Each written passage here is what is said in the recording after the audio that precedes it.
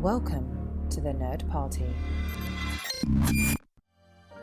Let the filibustering begin. Welcome to Nerd Party.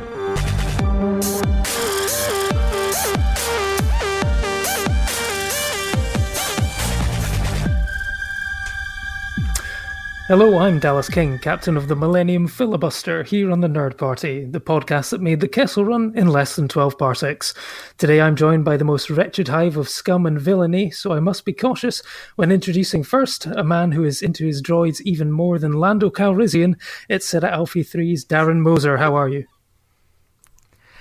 First off, it's really important that I get all of your stance on droid rights. That's really going to dictate the rest of this conversation. But thank you, very Dallas. pro-droid I'm here. glad to be here.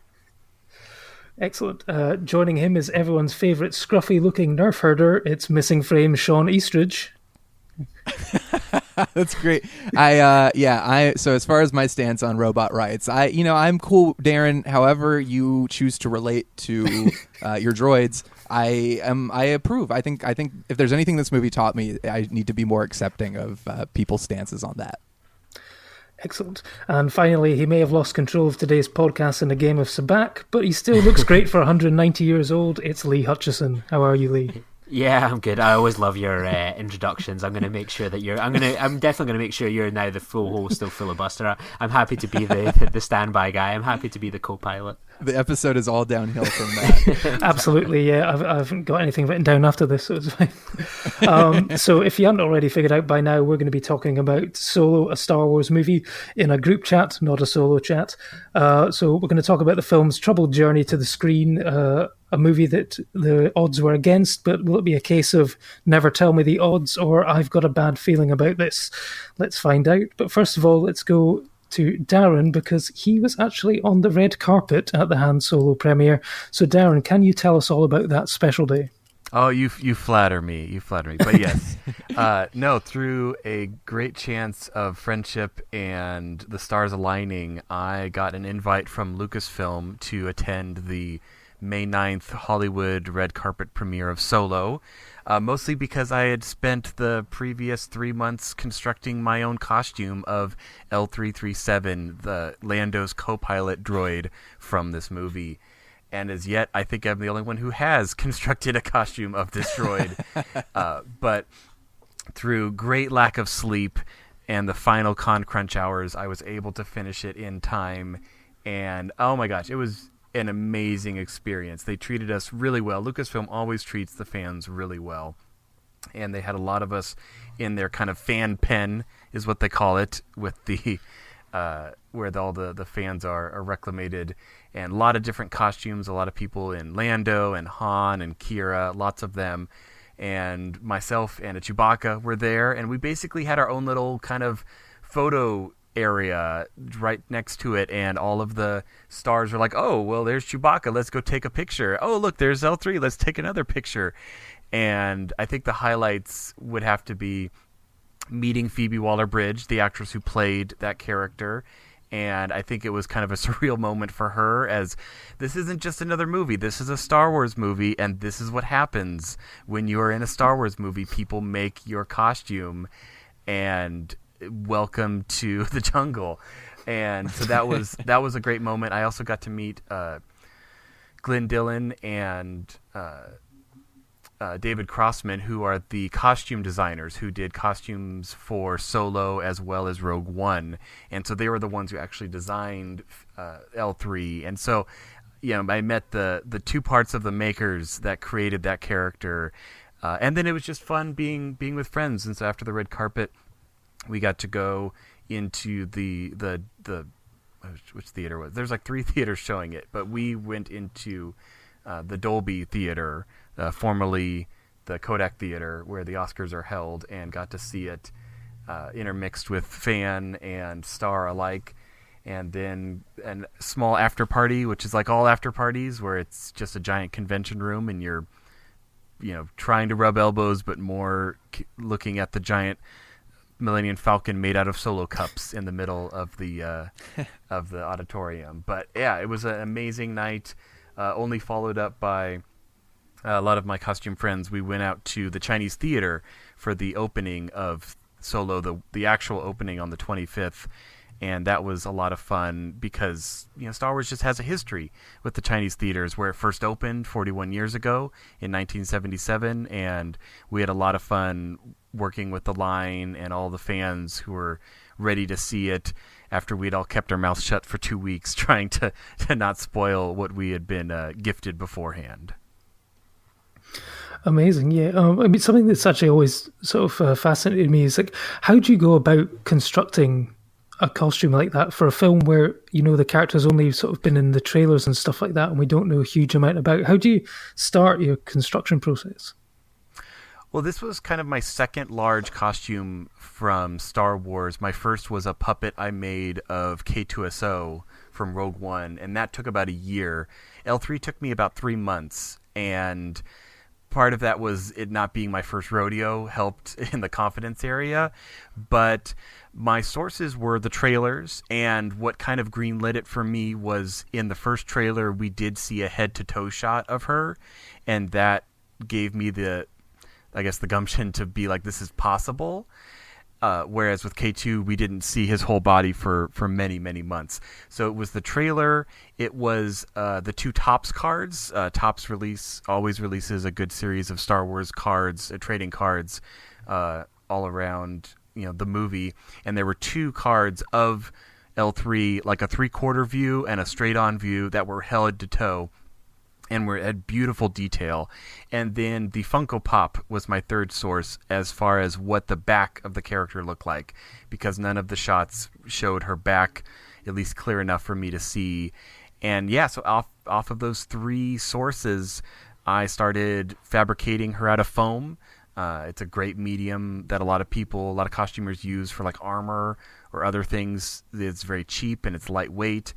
And the interesting thing was I wasn't as concerned with L3's dimensions because she had to fit on me as a costume. So I started with the width of my shoulders of 18 inches and then scaled her dome down to 16 so it didn't look over big, and then everything kind of just fell into place from there. She's also, as people have said, a self-made droid. She's made up of a lot of different known pieces, like R2 legs for her arms or R2 vents in her chest, and so I could actually pull those files from the R2-D2 Builders Club 3D print files because I know exactly how large those are, and that helped a lot in some of the guesswork as far as her dimension. And then usually I just start with the joints because those are the tricky parts. You have pieces meeting and bending, like the neck or the ankle. And that's what I love about costume making is you just solve one problem and then you move on to the next. And it's always consuming the back of your mind for months on end. But it all came together in the end. And did anyone else make a costume for this? No? Thank you, Darren, for making us all feel like morons. No. That's so... I mean, I can't get over it. I think that's so amazing. It's incredible, and the costume looks incredible. I'm really happy with how it came out. I mean, there's always that fear that it's not going to make it across the finish line, but failure was not an option, and I'm really happy with now it's kind of the season of accolades where I just kind of get to wear it and bask in the comments, and it's the payoff for all those late nights of work. Never tell Darren the odds. Yeah. Like, I love seeing the photos. I think maybe I'm sure most people agree. Like when I saw the photos of you on the Star Wars website and our group chats and everything, where it's like, oh my god, I'm at the premiere and I'm like, these are the stars. But it's like, it's always the photos I see of you like with little kids or people at convention circuits where they're like looking up at these robots and like the fans that are just like in awe of it. Like, I imagine that's like the payoff, like getting an invite to a premiere is like, oh, wow, amazing. But the reality of seeing it kind of on the ground and people resonating with it must be such a buzz. Yeah, I mean, the premiere is definitely that once-in-a-lifetime opportunity, but the day-to-day or the local cons or the Star Wars events, we just had one yesterday. It's one of our largest ones we have out here in Southern California, and I mean, there's only a few people who's actually seen Solo because it just came out, in main distribution this weekend, but there were there were kids and adults that were like, oh, I recognize that character. And also with K2, I mean, K2 is, I think K2 is a much bigger character. L3 definitely has a smaller role, but K2 is very beloved, and people love seeing that character. And the adults are more like, I'm amazed you made a costume of that because he didn't exist in real life. And I'm like, that's not a challenge. It doesn't matter if he's completely CG. Let's just figure out a way to make him out of foam. Jar Jar Binks is next. He's not a droid, but I think you should cross over. Human shaped. I mean, that's a good plus. There you go. And one of the things that did, I'll say, make it possible with the L3 character is the actress, Phoebe Waller-Bridge, actually wore a lot of hard parts on her while she was acting. So unlike K2SO, who was completely CGI, and Alan Tudyk was the stand-in, as it were, with Phoebe, she had like a chest piece and a dome kind of on top of her head like a hat, and some of the arm pieces and the legs were kind of bolted to the outside of her legs, and she was wearing a complete green suit. And basically what they did then is they would remove her and add in digital tubing and wiring and other pieces to do the fill-in. But she was actually there on set at all times wearing probably 80% of the costume at the time. And I think that probably helped a lot of people in their performance with her because they could really react. And she said in interviews that she really enjoyed not having a face, not having to emote in that regard, but to really let her physicality come out, and just she can do whatever she wants and not worry about what she's looking like at that moment. And I think she did a really good job. I love the photo of you guys on the red carpet with her just like admiring your work. It's so cool. It's such a great moment to see all that hard work pay off, and to see the actress there with you kind of like, oh my gosh, this is so cool.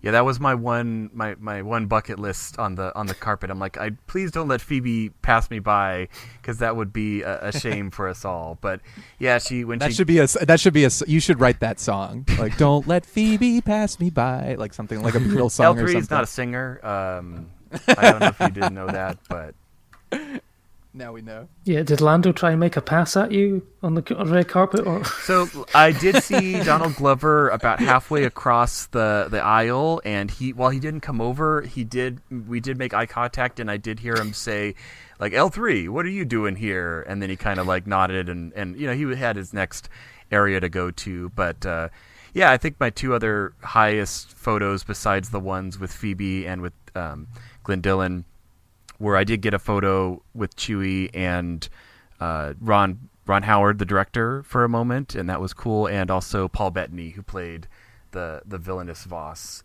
So yeah, at the moment you're just you snap into photo mode, and I've done this a million times in other costumes like my Stormtrooper or whatnot, and you're just more about having them have a good experience, because they're people too, and they enjoy the characters as much as we enjoy playing them.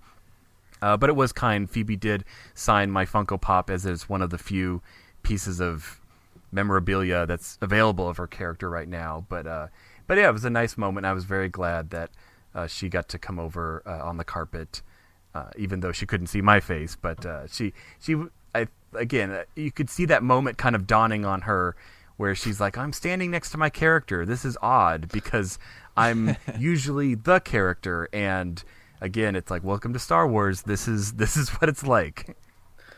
I've got to ask as well, like, I've been down Hollywood Boulevard, and it's absolutely like roasting. It's LA, it's dry. What's it like underneath something like that? Is it like challenging having that much layer of foam and like parts on you, and there you are like on a red carpet? What was it like for you underneath? Is it like, on a sensory level alone? Well, the red carpet doesn't generate heat like you might think, but the weather was actually pretty good that day. We had a nice breeze, and that really helped. With L3, I'm wearing kind of like a sport undersuit, so I have like pants and a top that are black that'll kind of blend in, and then the other pieces are just kind of slipped over and either held by straps or friction. So it's actually a really comfortable costume. The only thing that kind of limits my exposure time in it is the shoes. So to minimize the profile of my foot as well as add a little bit of height, I'm wearing 4-inch platform wedges, and they are comfortable to a point, but I definitely reach a point where it is no longer comfortable and I have to dismount. But I always felt safe. I had my handler friends from the 501st with me, and they're always keeping an eye on me, making sure, that, I'm protected and no one's messing with my back or something I can't see. But I actually have really good visibility. So in wearing the dome, it's built off of like a hard hat, so it's dorned on top of my head, and then I'm kind of looking down out of where her neck is, and I'm wearing a balaclava and those giant, grandma wraparound glasses that you see people wear that like just completely cover your eyes. And so the goal being, if someone were to look up into the neck, they don't see me at all, they just see black. But I have a great field of view, looking down from my 6'5" frame in this suit. But yeah, you're just kind of letting the experience roll over you, and gesturing to people that it's okay to come take a picture. And my go-to, I also talk as L3. I have a voice box in the chest that amplifies my voice and does a voice changing pitch to kind of pitch it up to a more feminine sound. And my go-to line, because I was standing with my Chewbacca cosplayer friend, and people would stand between us, and I'd say, "Oh, you're here with the 2 best co-pilots in the galaxy," and everyone got a good laugh out of that one. So, because we hadn't even seen the movie yet, so we didn't technically know who was better yet. But I figured, Chewbacca's got he's got the fans. He's a beloved figure, so it's hard to compete with that. Yeah. Cool. So I think we've heard a bit about your sort of first experience with the Solo movie. So let's go through Lee and Shawn. What was your expectations going in, and what was your first viewing like when you went to see it? I think for me it's been one where like I was not keen on a Solo movie when it was announced. It's like, I don't want another prequel or filling in things I don't know, but it's going to be directed by Lord and Miller, and it's like, you have my money. And it was like, I was really excited to see where they would go as like a pairing, and I was just absolutely disappointed when they kind of exited stage left, and it was just so it's kind of it kind of frustrated me since then, like Alden Emmerich, I'm probably pronouncing that wrong, when he was cast, I was like, he was the one when they were like, right, these are going to be the kind of the names, and it was like his coming up, getting as they whittle down, he's still in the mix, and I thought he was the best thing about Hail Caesar, and it was like, of course he should be Han Solo, give this guy the part. So with him cast, the potential of Lord and Miller, I was really on board with just seeing what they would do. So I was kind of a bit down about it that they'd been removed, and I felt kind of Ron Howard, he's a safe pair of hands. He's done some really interesting movies over the year, but not one that's perhaps would get me much excited. So when I went to see it, I've seen the past few Star Wars movies in midnight, but with this I just couldn't sort of muster the enthusiasm, or even my friends, they weren't like kind of up for the midnight one. So I'd heard that the midnight screening in Edinburgh, which usually was crammed, you could barely see the floor, and was quite quiet. And then when I went to see it on opening day, like the screenings at night, none of them were sold out, which was surprising considering like Deadpool of all things the previous week had sold out most of the screenings on its opening night. So that kind of put me in a bit of a like, oh, this is just, when you're just getting a feeling, thinking something's not kind of clicked right here with this film at some level for the general audience. And kind of when I went in to see the film, I was just, I found myself kind of with my head and my kind of like my cheek really on my hand for kind of the beginning, sort of like, right, okay, yeah, and I just sort of never really kind of came out of that mode really, and that was sort of the disappointment for me. I will say, Lee, I do feel in cinema in general, not just with Star Wars films, but I think there's definitely a palatable difference when you're watching it in like a smaller theater with few people versus like a packed house. I mean, I think like I benefited from the 2 times I've seen it were packed houses of Star Wars fans, and I mean, so my experience was vastly different every time we had a main character come on screen, or an awesome cinematic moment. I mean, there were cheers. There was some big gasps at the end of the movie, which I know we'll get to later. But it's interesting just how. I mean, I know that there are factors in how many people are pre-buying or doing midnight showings. I mean, that does reflect how a film is doing, at least monetarily. But I think it's just interesting how who you're surrounded by can impact your mood. Oh yeah, and definitely and like not pull you out of that headspace. Oh yeah, I always think of when I was at Star Wars Celebration and saw like the preview of Rogue One, and it's like you've got people that are like really kind of amped up, and I think it's like a thing with like UK audiences. Like whenever I've seen like Star Wars movies here, or kind of any big movies really in general, that we're not really a vocal kind of crowd or audience. So things that like would probably be like 10 a penny in America, like a surprise character comes up on screen, like oh my, or shock, like that never seems to really kind of happen here. You sort of you can sometimes feel the room, but like there seems to always be a lack of kind of interaction with the movie. It's more like a trip to the opera here, I think, with cinema still for the most part. I had a similar experience seeing Black Panther. The first time I saw it, it was it's like the week or a couple weeks before it was released, but it was an amazing screening. Tons of people who worked on it. Tons of fans, kids had been invited from all these cool like youth groups in the area to come see it, and it was just electric. And then I went and saw it the following weekend, and it was kind of a relatively muted response, but I felt the same way about the movie both times, but definitely seeing it with a crowd that loves it, that's there for it, that the movie was made for, that gives it the extra oomph for the experience. So what was your kind of first night like, Shawn? You kind of covered it really well, Lee. It was a very similar experience for me, where I have always seen Star Wars. I love Star Wars. Star Wars is top 5 favorite films for me. I adore the franchise, but I'm also very much like, to me, the films are it. That's what Star Wars started as. That's what it always will be to me, and that's what I always want it to be. And I love, I've read a couple of the spin-off books that I've really enjoyed. I've played video games like Knights of the Old Republic. But for me, when Disney bought Star Wars, I thought two things. First, I was like, thank God George Lucas isn't involved anymore, which is terrible. And two, I was a little trepidatious, because it was like, oh, Disney, that's very much a, like, how are we going to print money? There was a little bit of cynicism there where I was kind of like, I don't know how I feel about it. But I got very excited for the possibilities of the movies continuing. What I wasn't excited about was kind of this mentality of, now we're going to turn it into Marvel, where instead of getting one Star Wars movie every 3 years, now we're going to get one a year, maybe 2 a year. And that, to me, was like, Star Wars is this very special thing that for a while it was just the trilogy, then there were the prequels. Regardless of how you feel about the prequels, to me it was always like, I almost wish it was still just a trilogy, that it was still just this story that was told, and that it's still as special as it is. Because the more you get of it, the less special it is. And the more exposed you are to it, the more it feels like, oh, this is just something we get all the time. So with that mentality, when they started announcing things like Rogue One and Solo, all these like Star Wars story spin-off movies, I was kind of like, I don't know how I feel. Now, when Lord and Miller were attached, I was like, oh, that's perfect. That's what you need to do. You take these stories that aren't really that interesting, that could be really dull and kind of stale,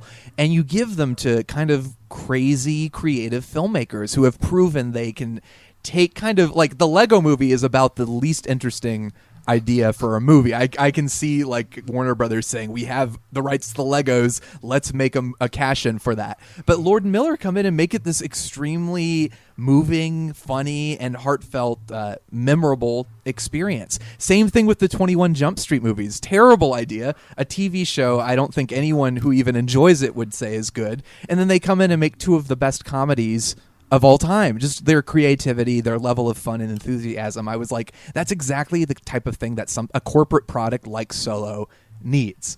So when Lord and Miller got booted, I was like, oh no. And my first, there's been a lot of word out about what happened behind the scenes, and apparently it was just their style did not mesh with kind of the corporate, we need to make a movie ideal. Like they were used to kind of being a little loosey goosey, and it made it.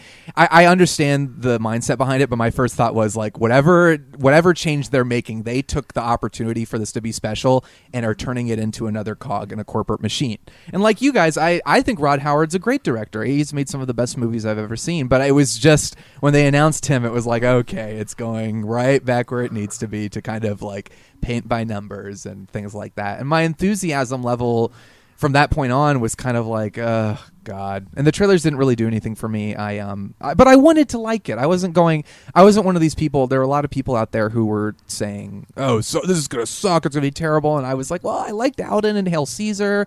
It's got a good cast. You know, the intentions are fun. Rogue One was fine. You know, maybe this will be a pleasant surprise. And I went into the theater not excited for it. My wife, Sarah, went with me, and she was actually saying, please, what can I do to convince you to do anything else other than see this movie? And I was like, no, let's go see it. It'll be fun at the very least. And we went to a 5:30 showing on Friday, the opening Friday, and it was empty. And part of that is because people are still working and stuff. But there was that vibe that you in particularly were describing, where it's like you feel it, and you're like, there's a lack of energy and buzz in the air for this movie. And I was hoping I would still connect with it and engage with it regardless. But you could feel the lack of enthusiasm in the theater.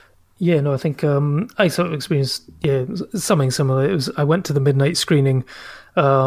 I wasn't planning on it, but my wife was away, so I thought, yeah, I'm going to go. Why not? And I went to see a 3D screening of it, and I think I was one of 12 people in it. And I was just like shocked. I went, what the hell's going on here? What's wrong?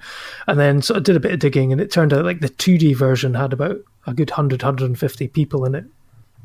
And the 4DX version had quite a few people. So I think it was maybe more of a judgment on 3D as a medium nowadays than the film. But it was sort of weird watching it in a rather empty auditorium. But I'd been looking forward to it when it was Lord and Miller. Ron Howard was basically brought on to sort of steady the ship and get something out.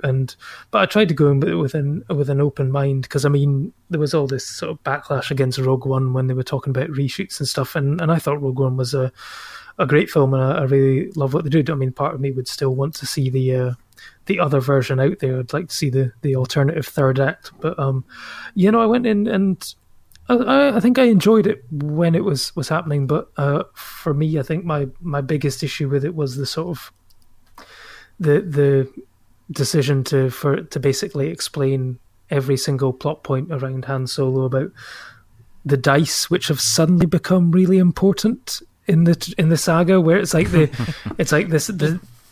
dice no one ever saw until someone pointed it out. They were probably like there in the thing, but it's probably put there by a set designer who thought it'd be cool to put a bit of it, because over in the UK, you get these big fluffy dice that these motor racers want to have, so it's that kind of thing. But yeah, it's like, and I'm not sure how Leia's going to feel now, realizing that, spoiler alert, but it's not really a spoiler because it happens very early on, but basically those dice remind Han of another woman. But yeah, what are you going to do? It's like, how does he get the ship? Well, we already heard how he got the ship. How does he get his gun? How does he get his name? Which, for me, was probably the most excruciating sequence in that film. Oh, God. Who are your people? I don't have people. Go ahead. So, Solo then. And it's like, oh, groan. And it's like, oh, my God. But yeah, no, that for me was I'm sorry. Early on, I was like, oh no, this is how it's gonna go. Oh God, that was the moment, I think, where I knew. I was like, this is gonna be that. Yeah, and it makes you kind of think with the, like, obviously it's Lawrence Kasdan script, I think, with he wrote with his son as well, and obviously the issue that kind of got Lord and Miller largely sort of the sack, allegedly, according to all these different random websites and other such places, some more valid than others, was the idea that they were sort of straying from the script and what weren't really following what kind of they had put there.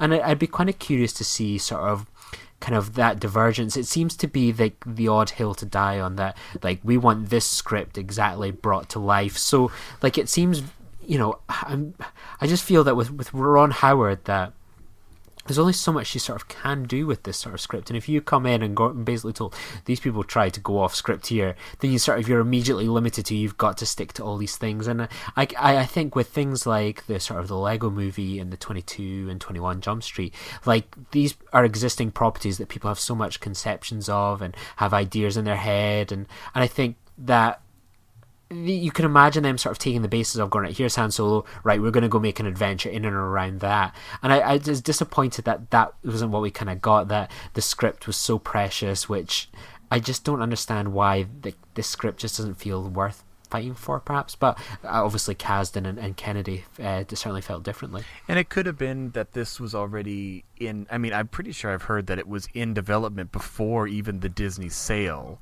So maybe it was one of those things that had already had a lot of sunk cost into it, and so it's like, oh, well, we're not going to make it the first Star Wars story, but, you know, it's already kind of, the groundwork's already there, so let's just make the second one.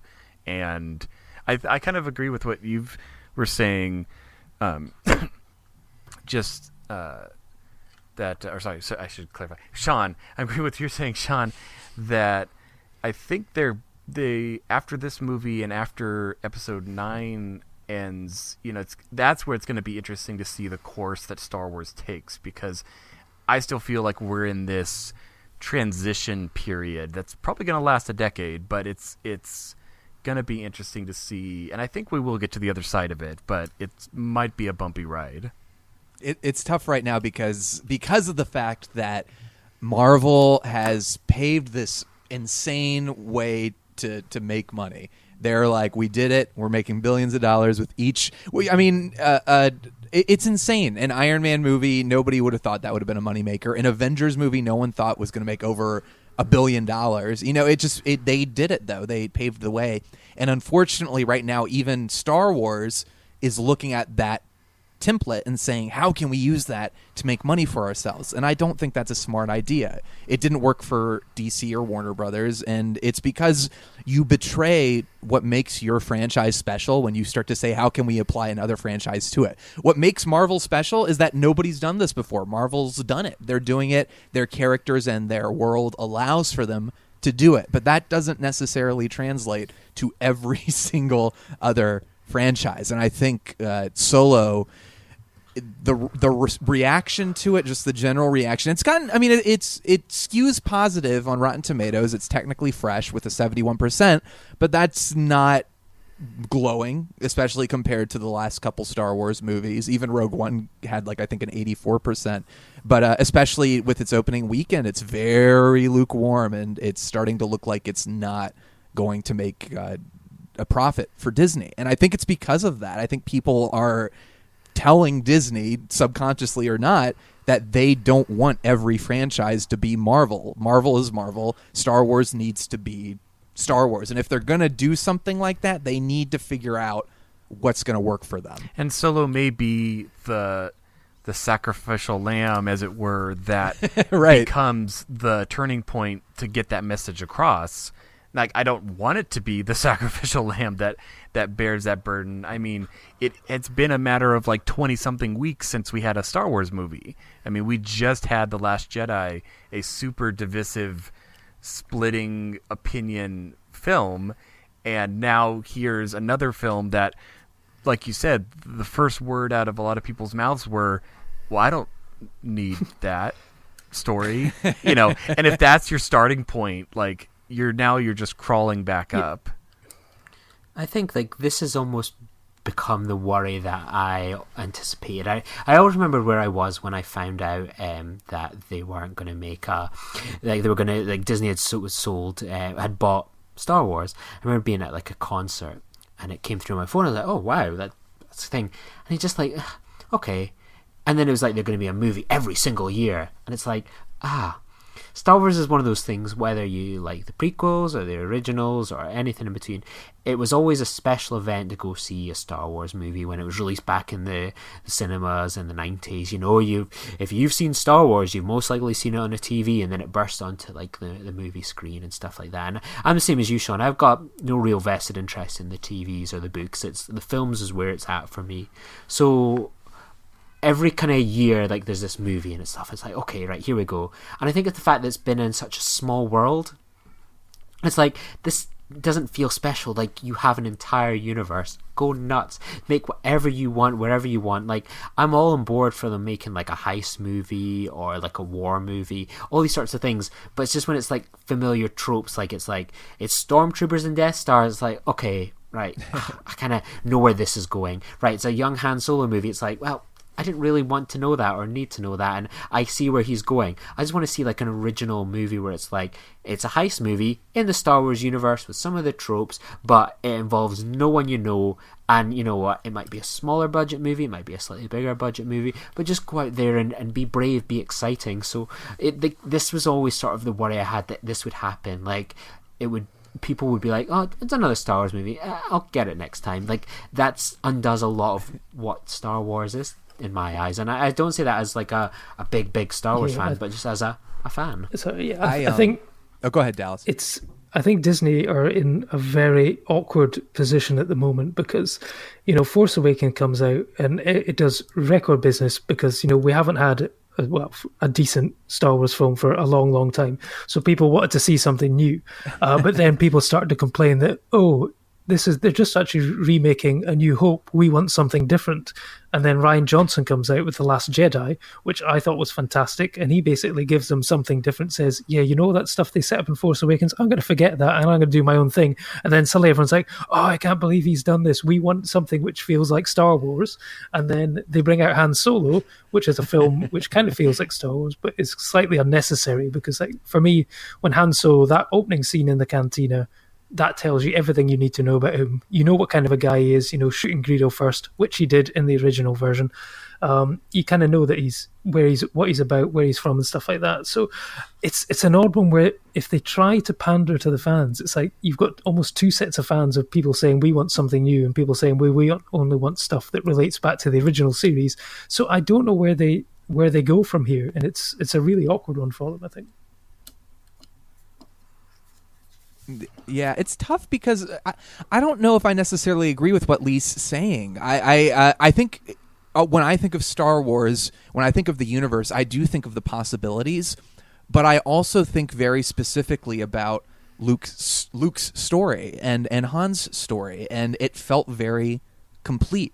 And I think of Star Wars as complete stories, and every Star Wars movie, for better or worse, because of the fact that this is what Star Wars movies have always been, they have to hit a certain tone and they have to have certain elements to it. And Darren and I chatted at length before this episode the other day about it, and Darren brought up a really good point. I mean, Star Wars was always the hero's journey. There are stakes. There's emotional stakes. It's good and evil. It's these big stakes about like the fate of the galaxy.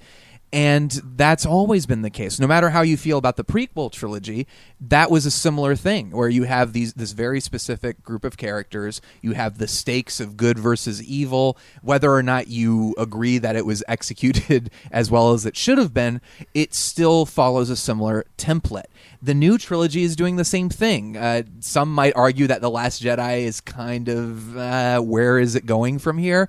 But at the same time, The Last Jedi took some creative risks that open up new doors that are exciting. But when it comes to like spin-offs and side projects, something like Solo, it works better for a Marvel universe where they've established an extensive ensemble. But in this case, so far, every Star Wars movie, even Rogue One, has had very significant emotional stakes. So a movie like Solo to come out to feel so insignificant, I don't know if I care about other stories or side stories in this universe. I see Star Wars because I want to emotionally invest in a meaningful story and characters. I don't want just one-offs.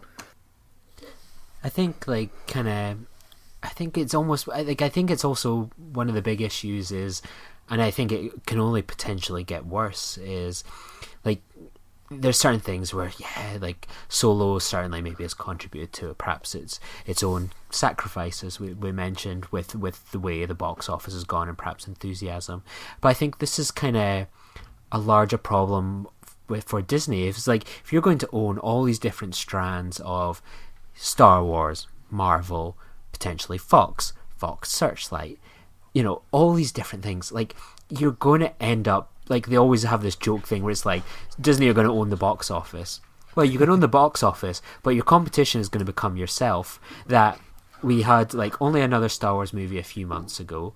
So there's kind of some fatigue perhaps from there. But you just had Infinity War a few weeks ago, maybe just over a month ago, and it's still going strong at the top of the. You just had Deadpool. Cinema chains. Yeah, Yep. Deadpool. Yeah. But obviously that's slightly kind of it's still kind of, that's just a natural competitor. But then did you ever? I'm sorry to interrupt, but did anyone think we'd live in a world where Deadpool had a bigger opening weekend than a Star Wars movie? No. Isn't that crazy? An R-rated C-list level character. That's just crazy. And I think, like, and then you look at, like, in a few more weeks, Incredibles 2 comes along, and then it's like, right, it's and that'll absolutely... just wipe out anything left that Solo was. I mean, because you have to have a choice, and I'm gonna go see Incredibles 2. Oh yeah, I'll be seeing it, and the one of the people is like, people only have so much money, but if you're saying, like, one thing at a time, you're just going to be eating into your own self, especially if you're going, right, we've got these big summer movies, right, and it's just like they're all just going to pull money from each other, and it's look at something like China, for example. Like, Infinity War still has come out of this weekend with more money than Solo, but if they'd maybe spaced out a few more months, as an extra 10 million, that's paid for, perhaps a month of reshoots, all these sorts of things. It's this. I worry about where this goes going forward. Like, they're either going to have to completely reevaluate scheduling. Like, you can't just put all your big tentpole movies out in a summer. Perhaps you need to do some in Christmas, some at maybe the start of the year. Like, the idea that January is a dead zone. Well, that could be the time that a big Fox movie comes out, or they've got a Star Wars sequel, all these different things. It's naturally going to get worse. I'm very surprised that they actually released Solo. I mean, I know that Memorial Day weekend was when the original Star Wars were released, but I mean, they've done very well with all previous The Force Awakens and Rogue One and that coming out in December, so I'm not sure why they just didn't wait until December. Yeah, I agree. It seems like it's transitioned well to December. Why do it, like, literally weeks after the last one? Who knows? But so I guess bringing it back to the Solo movie, and I guess someone who's got massive shoes to fill and has the hardest job in Hollywood, because I mean, Disney have history in this with sort of like Taylor Kitsch and John Carter of Mars and stuff like that, where if you've been attached to a huge sort of Disney flop, sometimes you can find it difficult to come back after that. But what did everyone make of Alden Ehrenreich's? Hopefully, have I pronounced that right? I don't know. Would that it were so simple to pronounce his name. But what did everyone... Alden, if we pronounced it wrong, so yeah, you what can did tweet everyone at make of us. his performance? Yeah, well, I suppose take it away. I would say for Darren, I'm curious to know. You were saying, like, with the audience, like, they were like well up for, like, cheering things. What was it like when Han Solo appeared for the first time, and what was kind of the audience reaction to him? I think it wasn't as much like the first time he appeared. It was more like when, like, kind of key moments happened, like in the very beginning. Well, I guess not the beginning, but when we see him meet Chewie, like, that's a great moment, and actually caught me off guard. Where I knew Chewbacca obviously was in this movie, but I wasn't thinking about that at the time, and so it was like, oh, a beast, and then it's like, oh, it's obviously. Yes, it's obviously Chewie, but it took me a moment to click, and that was a fun kind of mid-surprise. But no, I think, personally, I feel he did, like it was good that he wasn't trying to be Harrison Ford. Like, he wasn't trying to do a voice, and he wasn't trying to be quite as gruff or kind of salty as Harrison Ford playing Han Solo is. But especially in the very beginning of the film, which it's not only 10 years before, but it's 13 years technically before we see him walk through that cantina door. And so, it seems like the overall feel of that Alden was going for is this is a younger Han Solo, a more optimistic Han Solo, hasn't kind of been tempered by life and life out in the galaxy, and is still like kind of, he's a little more Luke-ish in that regard, where it's like, oh yeah, we'll just go away and buy our own ship, and we could buy our own ship for that. Who's going to fly it? But, that this is kind of the first big chip into his personality is the events of this movie. And, personally, I feel he played it, as well. I haven't seen Hail Caesar, but, I have heard people, say that of anyone to play the character, that he was a fairly good choice. Yeah, absolutely. It was tough because the movie, I did not engage with the movie on any level, not even performance-wise, and I think Alden, unfortunately, by no fault really of his own, I think he had a thankless task. This role is very exclusively Harrison Ford's, and Harrison Ford is a movie star. Like, he is an iconic film star. There is nothing that compares to him. I don't think audiences are ready to accept someone else in that role. It's not a James Bond thing. It's the fact that Han Solo has been played by the same person for 40 years, pretty much, and no one else has been in that role. So I think he had a lot working against him. That being said, I mean, he did the best he could. It was tough because I feel like, I don't know, maybe it was the stiffness of the direction or the screenplay, but it felt like a lot of the charm he was going for didn't translate to me, and I liked him fine, but I just didn't connect with him, and I think it was just very difficult for me to get over the fact that I'm like, I don't need to see Han Solo as a young guy finding his friends, getting the Millennium Falcon, meeting these people. It's that joke, I think it was either Dallas or Lee who shared this in our Nerd Party chat, but the meme where it's Michael Fassbender saying, I want to see the real Han Solo origin story, and it shows the books, and he goes, I said the real one, and it's just him, I'm Han Solo, captain of the Millennium Falcon in A New Hope, and that to me was hysterical, but it's perfect. I feel the same way. I don't care. So a lot of how I feel about Alden was part of that. But it's not his fault. It's the reality of the movie itself. And given that, I thought he did probably the best anybody could in his shoes. Yeah, I'm so glad that, for me, he faced a thankless task, and I think he came out of it unscathed. I would hate for this young actor to come out and have things jinxed or to be written off. I think people, whether they're fans or critical of the movie or whatever, no one really seems to have much of an issue with him as an actor or his performance. He's getting fine enough reviews for it at worst. So I think I'm glad that he's got out okay and stuff like that. He's not going to be perhaps jinxed by any kind of curse or have this be blamed on him. I think there was so many other things that were really at fault, and it's nothing to do with him. Yeah, no, I think I agree with Darren.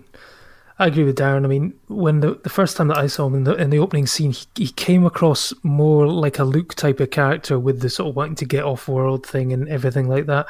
And then it wasn't until sort of halfway through that he started to sort of, you could see the sort of trajectory forming where you could see potentially this guy becoming the Han Solo that we already know, and almost in the way that sort of Prometheus, when it was you thought it was going to be an Alien prequel, but then sort of discovered, okay, it's not an Alien prequel. There's still another couple of movies they want to do before it gets to that. So you can kind of see that he will become in the future, but it's just taking a while to get there. But I thought he did a good job overall, and I sort of had nothing against him by the end of it. So, I mean, what did people make of some of the newer characters, such as Kira's by Emilia Clarke, Paul Bettany's villain, and Donald Glover as Lando Calrissian?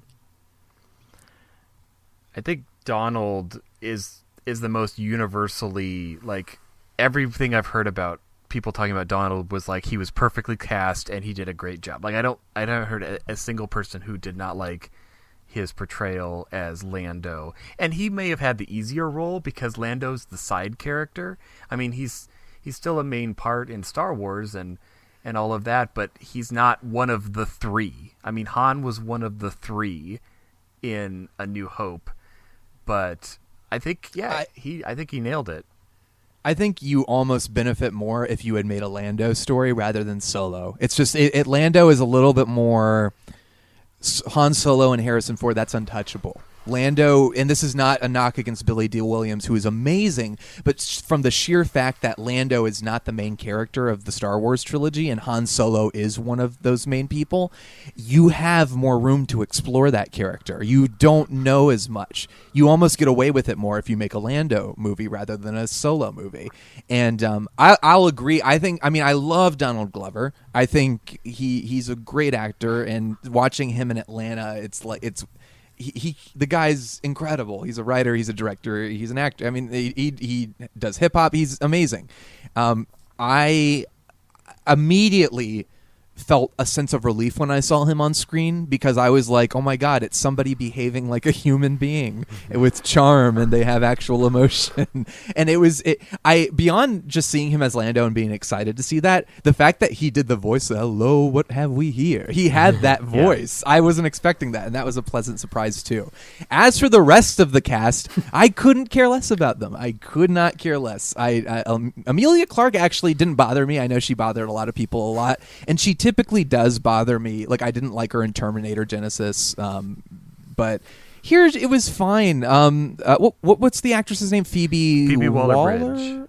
Right. She I thought was good. Like, I just didn't like the character. It was, and the same with Paul Bettany. I thought Paul Bettany was fine. He was sinister. He was threatening in another role that had no point. So I didn't really connect. If I can't engage with the characters, to me, that destroys it. And a lot of it is in the writing and the fact that the movie never gives me a reason to care about them. And unfortunately, that reflects on the performances. But I think Donald Glover was the only one where I was like, I like what this guy is doing. And a lot of that may just be my bias and love for Donald Glover. Yeah, like I was quite on board for the L337, and I avoided all the spoilers before going to see it, like kind of 7:00 at night. And one of my friends put up on Twitter, he was like, I have nothing but respect for L337 introducing I won't use the word, but female genital comment into the Star Wars universe. And I was like, surely not Star Wars. And then it was then when the moment of it was like, whereas like you can try and flick my switch, but you probably won't find it. I was like, yep, they most definitely did that. And I actually, people say this movie doesn't take risks. I really appreciate that risk and stuff like that. That was another grown moment. I was like, are you kidding me? This is when she said, believe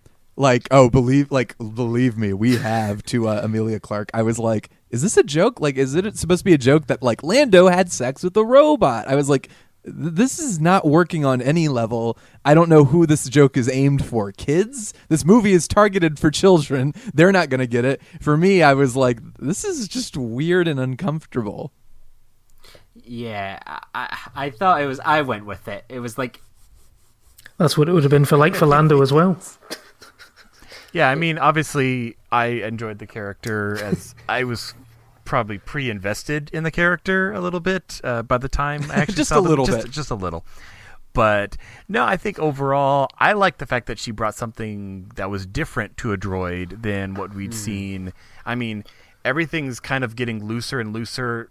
If you at one end of the spectrum, you have like C-3PO, who's like super uptight, and then K2 is kind of in the middle, where he's a little more like a child. And then you have L3, who is, I think I've seen articles say, is the most woke droid. And I'm like, okay, don't use that word. But no, I think it's a fun angle to take.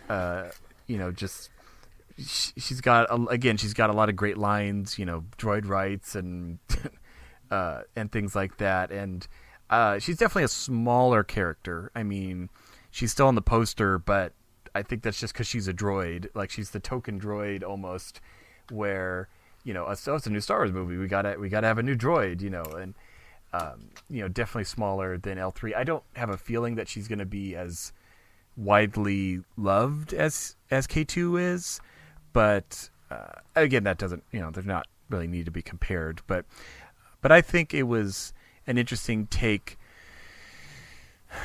I mean, I was sad when she died. I'm sorry. Your sigh reflects exactly how I felt watching the movie. It just there was a moment there where I had a horrible flashback to sitting in the theater.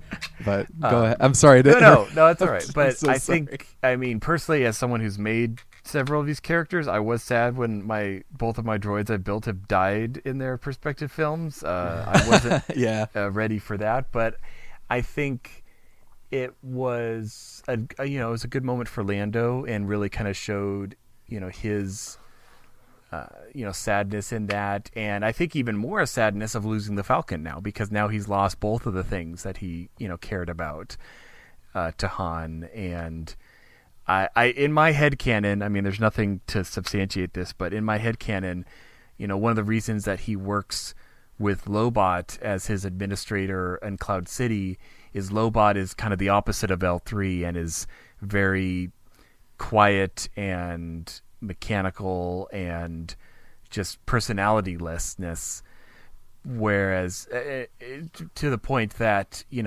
Lando didn't want to have a working relationship with a character or someone that reminded him of his experience with L3 because of that wound. Did you guys feel weird about L3's being a part of the Falcon?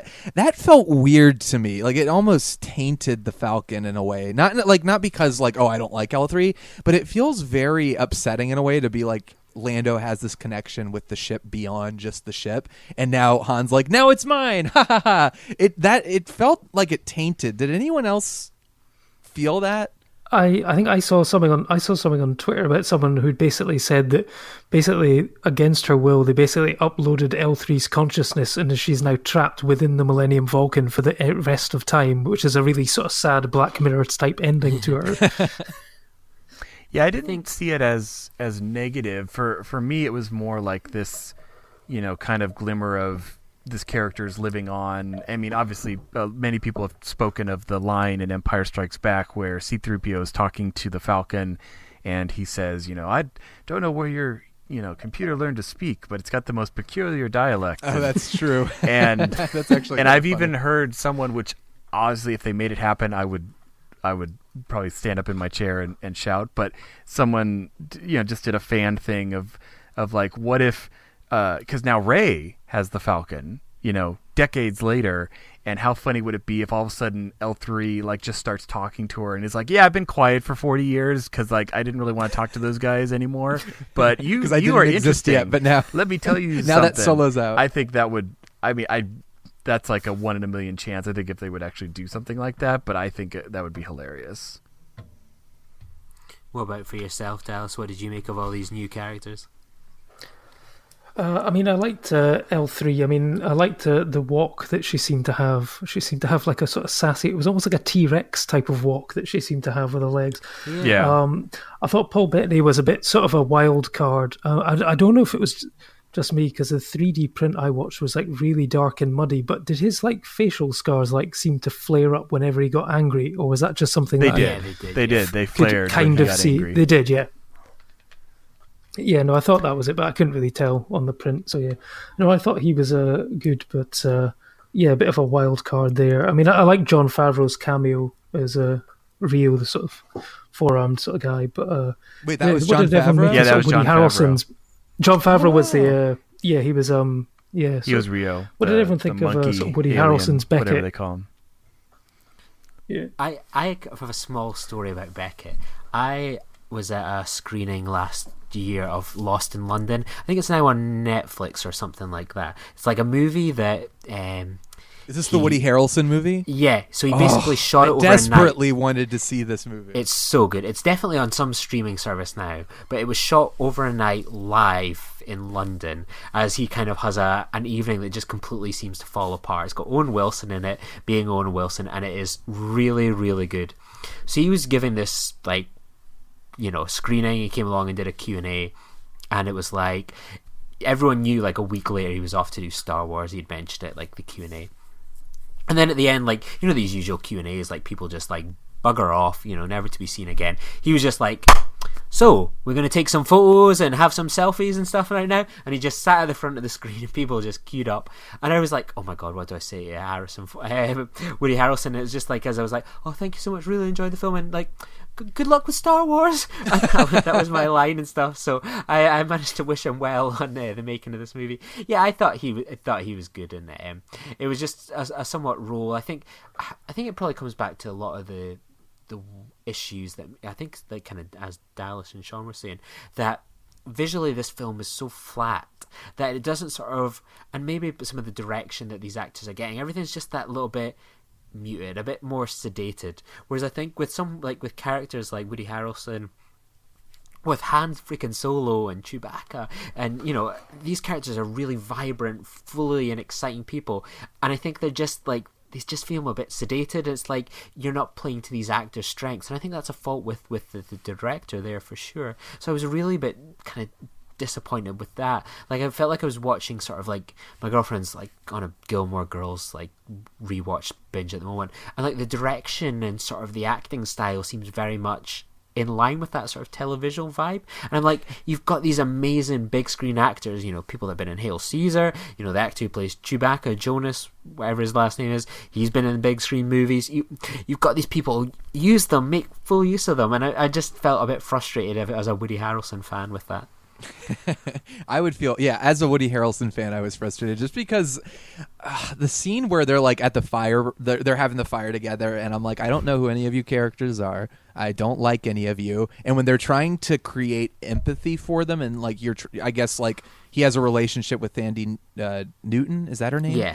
Yeah, they're like kissing, and I'm like, what is going on? Who are these? I don't know who you are. And then I didn't realize that was Jon Favreau, but that character was annoying to me because it was very clearly like, oh, here's the funny CG character that we have to have in every one of these movies now. But when they all got killed, and I realized like the manipulation that the screenwriters were trying to make us like them in that scene because they knew the next scene they were going to kill everybody off, it was just like, oh my God. I completely turned off. But to have Woody Harrelson in the midst of all that, and just to have seen him in like in the Hunger Games, he is a similar part where he's kind of a mentor. He's kind of drunk all the time, but he still has room to play, and he's still great in that movie. Same thing with like War of the Planet of the Apes. He's not even the main attraction, Andy Serkis is, but Woody Harrelson still, with a kind of a one-note villain, he gets to play his heart out. So to see this incredible actor who's been amazing all over the world in every movie he's in, and even in big blockbusters, he's managed to not disappear into the background. To see him in this movie and to literally forget he was in this movie until, Lee, you mentioned his name, that says a lot to me about like how this movie feels and how forgettable some of these characters are. And I think like that, yeah. I think, yeah, I'm just disappointed and stuff. I feel that I almost feel like with the talents that Lord and Miller had, they would have coaxed out really exciting performance out of that. And I was kind of reminded of, I suppose this is a deep dive, but have any of you guys ever watched the behind the scenes documentary on the making of Aliens that is on like the Blu-rays and stuff? Yeah. Like, one of the things that came out of sort of I think like the Wall Street Journal seemed pretty on the ball about kind of what happened behind the scenes. They were like, a lot of the crew were sort of like jarring with sort of their free spirit, kind of freewheeling style of like, right, we'll do the script, we'll do we'll then kind of have a bit of an improvisation, and then we'll sort of find perhaps maybe a happy medium between the two, and then we'll kind of use one of the three. And that, like, the crew really struggled with that style of direction, which perhaps it wasn't sort of used to sort of that kind of, creative flair, perhaps, in a way, with takes and improvisation, because it's not really something you associate with Star Wars. Like, you almost get the impression script is God. And I think, like, it reminds me of perhaps like the crews when I read in like Aliens that like James Cameron was like, no, I want to do this, I want to do this, I want to try another shot, I want to do this, and like the British cast crew were like, no, it's like tea time now, like we've got regulated breaks here, like and there was this kind of maybe cultural divide between what Star Wars has become, perhaps, of like, right, we make these movies, the director has some input, sometimes it's more noticeable than others, or we'll get someone else in to do the job, essentially. And I think it's kind of bit frustrating, perhaps, that they've fallen into that perhaps trap so early. But how does a movie like The Last Jedi get made in the midst of that? And I know we actually, all four of us, I think, have different opinions about The Last Jedi. Dallas loved it. I really liked it, but I think it has significant flaws. Darren and Lee, I think you were both more lukewarm towards it. Yeah, like I enjoy the Luke stuff. Like the people say that if you're critical of this movie, it's because it takes risks and because it's Luke Skywalker, this and that. Like my only frustration with it is that it was just things like the Canto bite and some of the some frustrations there. Like my issues with the movie are much and such that I think Ryan Johnson created something that was bold and interesting, and fair play to him. Some of it worked, some of it didn't. Okay. That's what the thing is, though. It's like at the very least with The Last Jedi.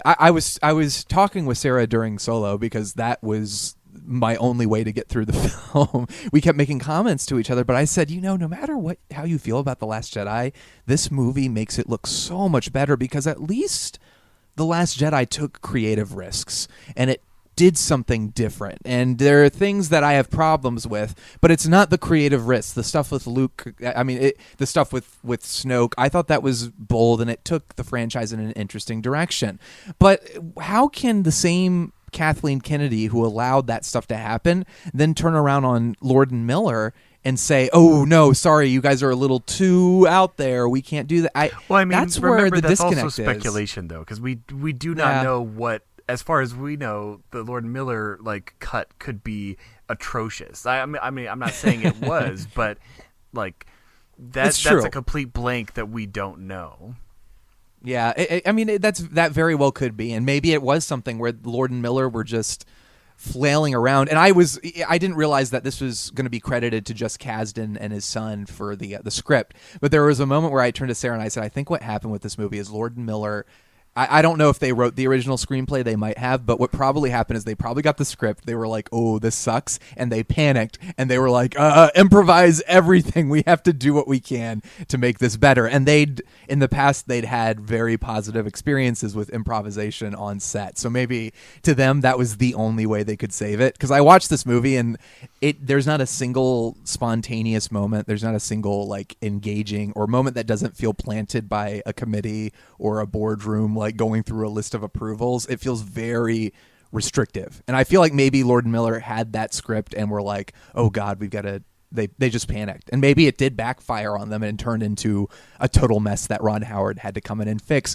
But it seems so strange to me that The Last Jedi could be made and that it could be so divisive. And then at the same time, something like Solo could come out that feels so lackluster and uninspired. But it's interesting to see the way fans are reacting to it, and like Darren mentioned, The Last Jedi is very divisive. There are people who are film fans like Lee and I who have problems with the movie, but I enjoyed it personally, and like Dallas as well.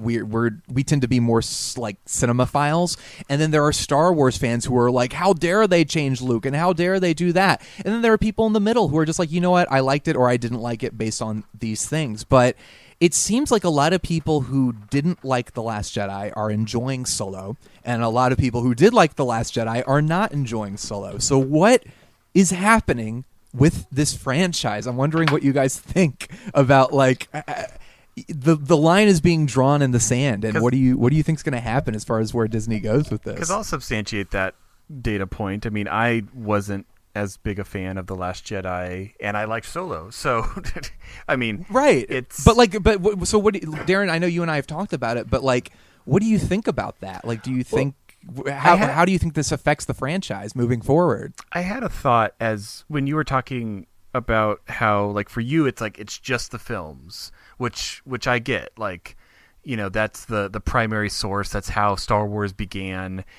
and I feel that maybe it's just because the franchise has been around for so long, and thus there's been so many things created for it that it's not necessarily a splintering of the fandom.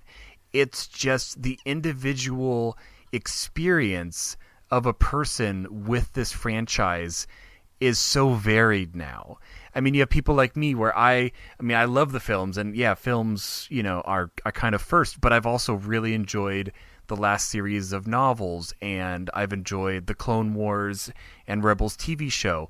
But there's other people who haven't watched a single TV show at all, and they're totally surprised that Darth Maul is alive in the end of Solo because they don't have that piece of the puzzle. And while it's difficult to make a film that reaches both groups, I feel like maybe that's my take on the fandom right now, is that you just have, and it's not a bad thing, it's just you're going to have all these different shades of people who have different experiences. You have people who saw Star Wars in 77. There's people who aren't alive yet in 77. And it's collectively, yeah, you have to kind of try to take the brand and the story forward, but you're just now trying to reach out to such a variety of audience. Yeah, no, I think that's a good point, and it sort of brings us on to the, I guess, sort of the final point I wanted to talk about and sort of bring things to a close, and that's the ending. So with spoiler warning if anyone hasn't seen it, but I'm sure you'll have if you're listening to this by now, and that's the return of Darth Maul. And I guess it's an interesting way of what you guys thought of that, where you think, as Darren was saying, where the franchise is going, is because I believed that when Disney bought it, they were getting rid of all the extended universe stuff, and that wasn't going to be canon. But I guess now you've got I haven't really seen much of the stuff, but I was aware that apparently Darth Maul had survived somehow and had appeared in the Clone Wars and Rebel TV shows. But if you hadn't seen any of that and had only watched the movies, for him to pop up, that is like a whoa, what that moment. So what did everyone make of that, and of Kira's betrayal, which for me was rather telegraphed and quite obvious, and Han seemed to be the only one apart from that didn't see it coming. So what did everyone make of that? Yeah, I just think I've never really watched the Clone Wars, though I did dip into a few episodes when it was like Darth Maul's coming back, and I was like, get out of town. So I kind of watched some of those episodes on Netflix to try and find out what kind of happened there. And the fact that George Lucas chopped him in half, for me, that should have been the end of the story, because it was purposely done that way to make him dead, that there was no way back, impossible, etc. He's become almost sort of this Boba Fett, where it's he's an alright character which has been exploded into life because he's kind of got some funky armor or looks cool. So I didn't expect that to be cameo. I knew there was going to be a big cameo, people talking, oh, there's a cameo, you stay tuned for the cameo. And I had it in my head it was going to be Obi-Wan, because Ewan McGregor was at the premiere, and I thought, oh, I think it's going to be him. I had a feeling. So was Ray Park. Yeah, and then it was Ray Park, Glasgow's own, very, very own Ray Park. I was raging, though, that it wasn't Peter Serafinowicz that was voicing Darth Maul. There's only one voice actor for him, and it should be the original guy. So I was a bit annoyed about that, but I saw it and I thought, okay, fine, it might be paid off, it might not be paid off. It just was just do something new. It was the universe is so small. If it was going to be a cameo, it's oh, look, it's that person, right, they're passing through. With this, it's clearly bigging towards something new, and it's I don't need to see more Darth Maul. I don't need to see more, bits and pieces where it needs filled in. Just do something new. That was my feeling. It was okay. That was mine as well. It was more I was thinking. So here's how little I cared about this movie. We have a spoiler chat in the Nerd Party, and when we all go see a big movie like Infinity War or The Last Jedi or Solo, we have a separate chat so people who haven't seen it won't get spoiled. I, before seeing Solo, was in that chat talking with people, so I got spoiled that Darth Maul was in it, and I couldn't have cared less because I didn't care, but it felt so... I was so, watching the movie, I was well, at the very least, there's not a lightsaber in this movie, and then, of course, Darth Maul shows up and lights his lightsaber, and it was of course there's a lightsaber. Why? There has to be a lightsaber. They can't make a Star Wars movie without a freaking lightsaber in it, and... Yeah, I don't know why Darth Maul needs to be connected to Han Solo. Like Han Solo, the scoundrel who's all about like thievery and smuggling. All of a sudden, we have to have him. And didn't he say like he's flown from one end of the galaxy to another and he's never seen anything about the Force? And the implication is that Darth Maul is going to be connected to him somehow. So it's like, okay, let's retcon that. Like if you've seen Darth Maul in action, you know that the Force exists because that guy's nuts. But I do think it's funny that George Lucas specifically said that he'd chopped Darth Maul in half so fans wouldn't continually ask about whether or not he was coming back. And then he came back anyway. So there you go. Everyone can come back in comics and in Star Wars. It doesn't. Death does not exist. Well, apparently a lightsaber can cauterize a wound, so he was just alive from the top half up. So, of course that can happen, obviously. So, what did so now we've sort of talked about that. I guess we can sort of wrap up, and I think it's probably quite obvious to anyone listening what our thoughts are. But if everyone wants to give their sort of final thoughts on the film and what they see the future of the Han Solo franchise and the Star Wars franchise going forward now, Lee, do you want to kick us off? Yeah, I think just be brave, do something new, play with the universe. Like, I am not going to be excited for these movies that they're talking about coming out, I know a Boba Fett movie and this and that. It's like, okay, do something new. And, even though I had issues with The Last Jedi, and I think The Force Awakens is really enjoyable, but it kind of plays on a few tropes we all know about. But at least it's pushing forward. It's something new. It's like, oh, where could this go? Like, Rey, right, who is our parents? Who is not our parents? Is she Force sensitive? Is she related to this? Is she that? Like, it's so exciting to have conversations like, so, Shawn, what do you make of this? Or like, I don't really buy into that theory or not. That's exciting as a film fan. That's what going to see perhaps like these kind of film franchises are. Even things like Infinity War, okay, right, what could happen next? Where are we going to go? Whereas with these movies, it's like, okay, right, I've gone from there. Like, it's filling in things I already know, and I know where the film is going to end up. Even if, like, with all these movies and franchises this safe, where like they're not going to kill off A and B, but you still kind of get some excitement of like, where could this go? I want to have that same excitement about Star Wars that I do get when I think about these Last Jedis, The Force Awakens. Like, what they're going to do, where's it going to end up, and what could happen next. I don't get that from the Boba Fett movies, and particularly the Solo movie. And well. When I left the theater, I said something to my wife that I don't know if it's true or not, but the fact that I said it at all demonstrates how I felt about Solo. And I actually turned to her and said, I think I like the prequels more. And like I said, I don't know if that's actually true. I think I was just so upset about Solo. But part of the thing I've always said is if I'm going to see a bad movie, I want it to be so bad. I want it to be terrible. I want to be able to laugh at it. I want to be able to just look at it and say, how did this get made? That, to me, is a more enjoyable experience than going to see a movie that has nothing. Like, it's just mediocre. It's lifeless. There's nothing to engage you. If you add the Star Wars brand to that, it's almost even worse because it's taking this thing that is so special that I love so much and just turning it into, here's another one for you. I think the biggest thing that Disney, especially judging from the box office weekend, it's clear that Solo is not the direction they should be taking. And fans are showing them that's not the direction they need to be taking. What they really need to do is sit back and say, okay, even though movies are the top way we're going to make billions of dollars, maybe we need to lighten up the load a little bit, reevaluate, and figure out what people want. And even with The Last Jedi being so divisive, it still made $1.5 billion or whatever. So it's like there's still a love for this stuff and there's still excitement for it.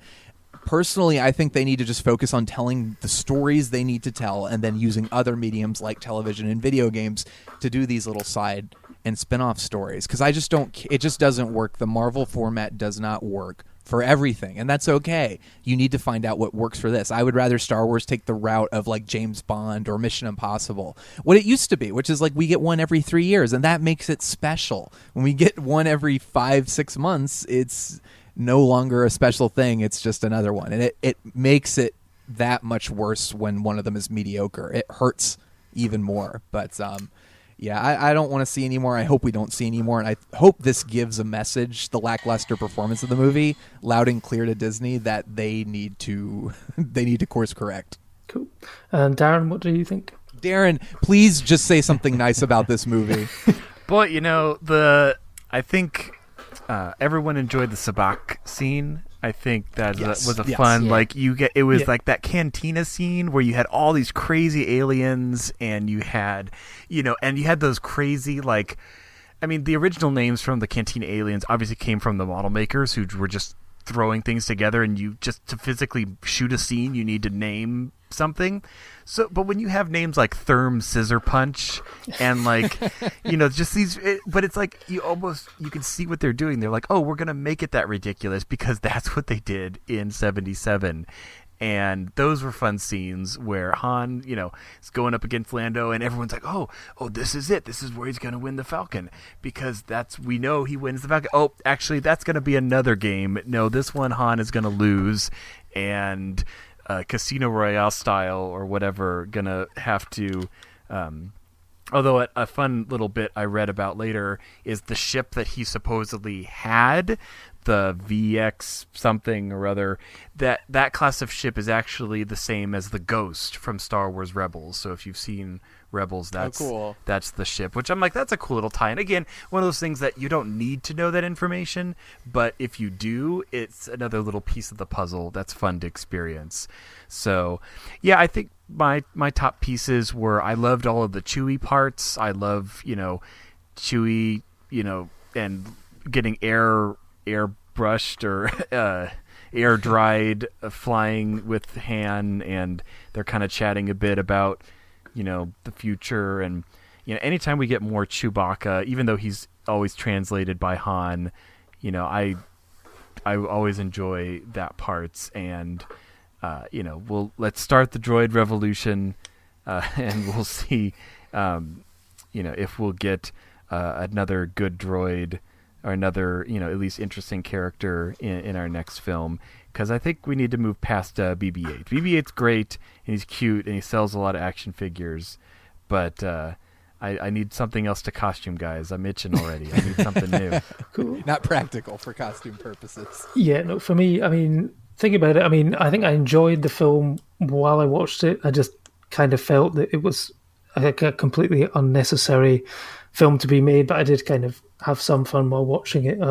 Going forward, I mean, I would definitely like to see a Star Wars film where the lead female is not a woman with short brown hair and a British accent, which they seem to have basically been for the entire saga.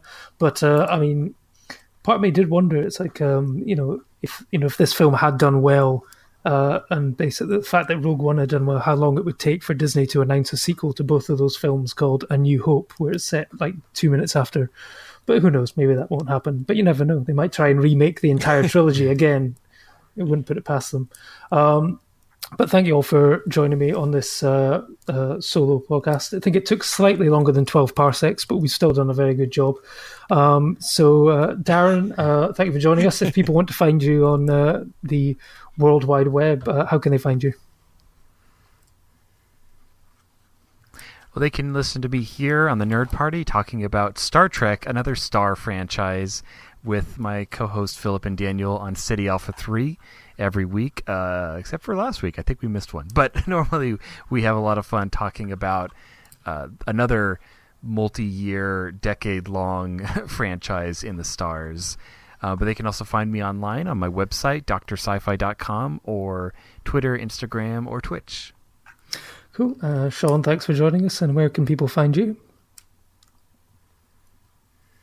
So you can find me on the Nerd Party Network on Missing Frames, the podcast where we watch all the movies we should have seen by this point in our lives. I'm also on Twitter at YayShawnDoorman. And Lee, where would people be able to find you if they want to talk about Solo or anything else? Of course, you can find me on Filibuster most weeks, and you can find me on Twitter at Lee_Nostromo. Droid rights. Join the revolution. Join the Nerd Party. Welcome to Nerd Party.